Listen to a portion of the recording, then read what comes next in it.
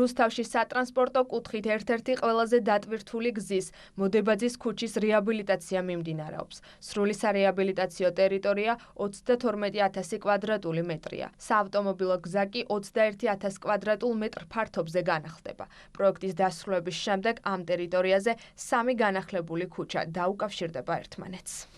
პროექტი, რომელიც რუსთავის მერიის გუნდის მხრიდან ხორციელდება, შეაკავშირებს ორ ახლად რეაბილიტირებულ ქუჩას ერთმანეთთან 32.000 კვადრატული მეტრის სარეაბილიტაციო სამუშაოები აქტიურ ფაზაში მიდის და ძალიან მალე პროექტი დასრულდება, რაც გაამარტივებს როგორც აქ მაცხოვრებლებისთვის ყოველდღიურ გადაადგილებას, ასევე კიდევ უფრო მეტ კომფორტს შექმნის მუნიციპალური ტრანსპორტისთვის. ინფრასტრუქტურა და კომუნიკაციები იყო დაზიანებული, უხვინალექის დროს დგებოდა წყალი, რაც მოსახლეობას ხელს უშლიდა გადაადგილებაში და საფრთხის შემცველიც იყო. პროექტის ფარგლებში მოეწყო სანიაღვრეჭები, ტროტუარები, ველობილიკები.